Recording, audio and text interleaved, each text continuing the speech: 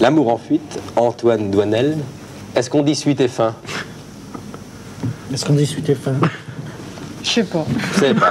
Suite et fin, oui. Suite et fin? Oui, point final. Alors, les 400 coups, l'amour à 20 ans, baiser volé, domicile conjugal, l'amour en fuite.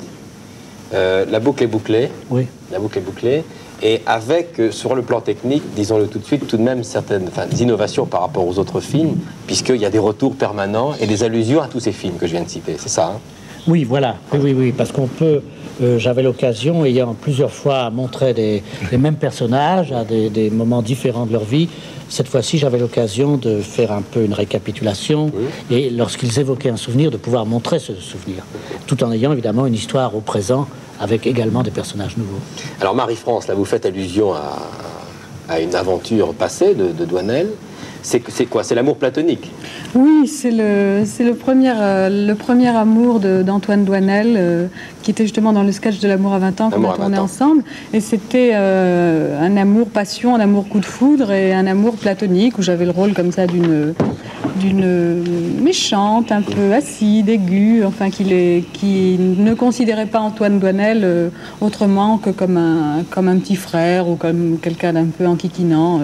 Et c'est à cause de ça que des années plus tard, François a eu envie de me confronter avec lui pour voir justement comment la relation avait pu évoluer et qu'est-ce qu'on pouvait garder l'un et l'autre de cette aventure.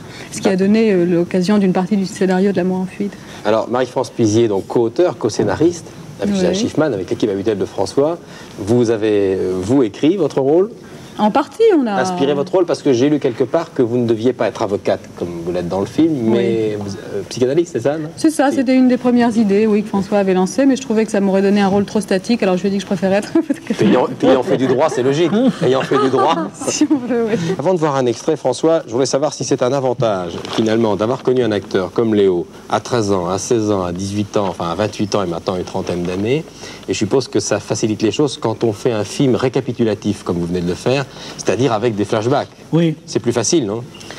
De toute façon, c'est toujours plus agréable de travailler avec un acteur pour la deuxième ou troisième fois, parce que finalement, les tournages vont tellement vite que les acteurs, on les connaît sur la table de montage, tranquillement, quand ils sont repartis sur d'autres tournages, et qu'on les regarde au ralenti, à l'endroit, à l'envers, en prenant son temps, et en regardant, oui, vraiment tout le matériel. Donc je pense toujours que le premier film, c'est une sorte de prise de contact, et après, on connaît vraiment bien les gens, et c'est même assez agréable d'écrire pour eux. Alors, sans déflorer le film, comment peut-on, en quelques mots, raconter l'histoire et situer la scène que nous allons voir, où on voit Marie-France Pizier, Jean-Pierre Léaud, dans une scène assez tendue, d'ailleurs violente, dans un compartiment d'un train? Ah oui, dans cette scène, alors je crois qu'ils se sont retrouvés dans un train où Jean-Pierre est monté sans ticket, sans avoir le ticket du train, et Marie-France l'invite dans sa cabine, et tout d'un coup, je crois qu'elle se révolte un peu contre lui parce qu'elle l'a écouté pendant des heures parler. Et elle évoque leur passé, leur rencontre passée. Alors il a raconté sa vie, il a parlé de lui, et il lui a pas parlé d'elle. Très bien. Excusez-moi, Colette. Non, je vous excuse pas. C'est trop facile de faire n'importe quoi et puis de s'excuser après. Vous n'avez pas changé, Antoine, hein? Vous non plus, vous n'avez pas changé, Colette. Je comprends maintenant la force qui m'a poussé à sauter dans ce train en marche pour venir vous retrouver. Laissez-moi vous embrasser. Non, je vous laisserai pas m'embrasser. Vous savez pourquoi? Vous savez pourquoi? C'est parce qu'il faut être deux pour ça. C'est marrant, hein? On a vraiment l'impression que notre histoire d'autrefois ne vous a rien appris, mais alors rien du tout. Antoine, je vous aimais bien. Je ne vous aimais pas, je vous aimais bien. Et vous passiez votre temps à essayer de forcer mes sentiments, ou alors à me circonscrire en faisant la conquête de mes parents. Sans compter cette façon incroyable que vous aviez de vous précipiter sur moi, comme la misère sur le monde à chaque fois que la lumière s'éteignait dans un cinéma. Non, vous n'avez pas changé, Antoine. Vous êtes toujours aussi égoïste. Tenez, par exemple, vous avez vu que le contrôleur m'a donné un petit billet tout à l'heure. Vous n'avez pas eu la curiosité de me demander ce que c'était, hein? Discrétion élémentaire, Colette. Non, indifférence exemplaire, mon cher Antoine. Ça fait 2 heures que nous parlons. De qui? De vous? Ça aussi, c'est de la discrétion, j'imagine. Eh ben, même si ça vous intéresse pas, je vais vous le dire, moi, ce que je suis devenue. Ce petit billet, là, il vient du grand type, genre Lino Ventura, le voyageur qui était dans le couloir tout à l'heure. Il me propose 1000 francs pour coucher avec lui, ici, cette nuit. Oh, qu'est-ce que vous voulez, Antoine? Oui, les temps sont difficiles. Bien sûr, je suis licenciée en droit, mais je suis au chômage. Alors, comme beaucoup de femmes qui sont pas trop mal foutues, eh ben, je me défends. Oui, je me défends. Dans les wagons de nuit, c'est ma spécialité. Évidemment, je donne 10% au contrôleur. Enfin, bref, vous avez compris, hein? Vous êtes en train de me faire perdre 1000 balles. Alors? Bah, écoutez, Colette, je crois que j'ai plus rien à faire ici. C'est une belle scène. Une scène difficile, techniquement, Marie-France. Oui, enfin, oui, c'était assez... Toutes les scènes de colère sont des scènes difficiles, non? Oui, et puis en plus, c'était particulièrement difficile pour moi parce que j'aime bien répéter et François a horreur de ça.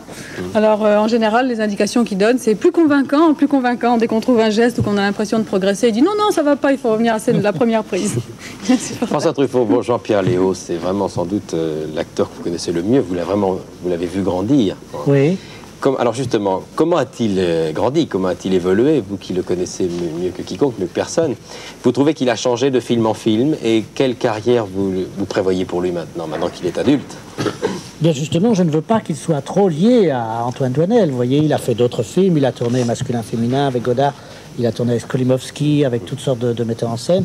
Il ne faut pas qu'il soit identifié trop étroitement à Doinel. C'est pourquoi il y a toujours cet espace de 4 ou 5 ans entre chaque film. Mais évidemment, Doinel lui convient comme un gant parce que c'est écrit en pensant à lui et il arrive même que les scènes soient inventées simplement parce que je sais qu'il va être dedans très amusant, ou du moins je m'amuse déjà sur la feuille de papier en y pensant, voilà.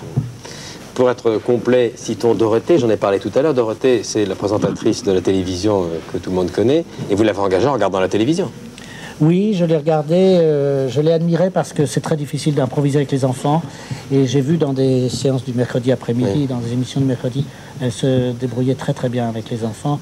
Et j'ai pensé aussi qu'elle avait quelque chose d'un petit peu garçonnier dans son regard, et que le couple se ferait bien avec Doinel, parce qu'il fallait